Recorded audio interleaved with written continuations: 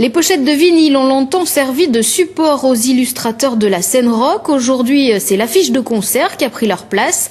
La Fanzinothèque de Poitiers propose jusqu'au 6 mai une exposition sur ces expressions artistiques méconnues en France mais très développées outre-Atlantique. Découverte de l'art du poster avec Dominique Lavaux et Thomas Chapuzot. L'art graphique et le rock, c'est une vieille histoire de complicité. La contre-culture a pu en extraire quelques-unes de ses plus belles pépites. Pourtant, dans les années 80, avec l'arrivée du CD, les illustrateurs ont perdu leur support favori, la pochette vinyle. Du coup, ils se sont jetés sur l'affiche de concert, nouvelle bannière graphique de la culture rock. L'arrivée du punk qui permettait vraiment une grande liberté de ton, de pouvoir faire des affiches beaucoup plus destroy, quoi.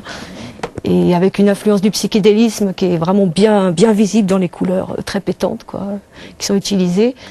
Là, maintenant, c'est l'affiche qui a vraiment, depuis 20 ans, qui fait une explosion énorme, quoi. Il y a une production énorme.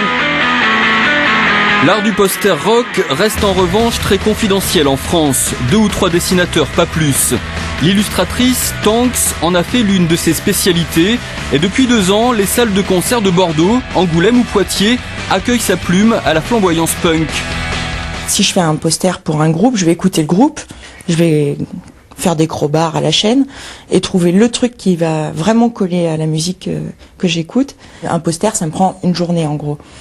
Contrairement à d'autres médiums comme la BD qui va me prendre beaucoup plus de temps, où ça va être plus pensé, moins spontané. Et, le poster, là, ça va très vite et c'est parfait pour moi.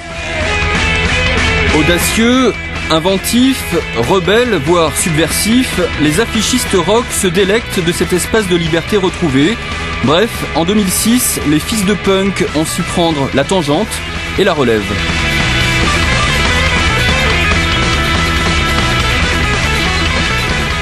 Et c'est donc jusqu'au 6 mai à la Fanzinothèque de Poitiers. Avant de nous quitter, je vous propose de découvrir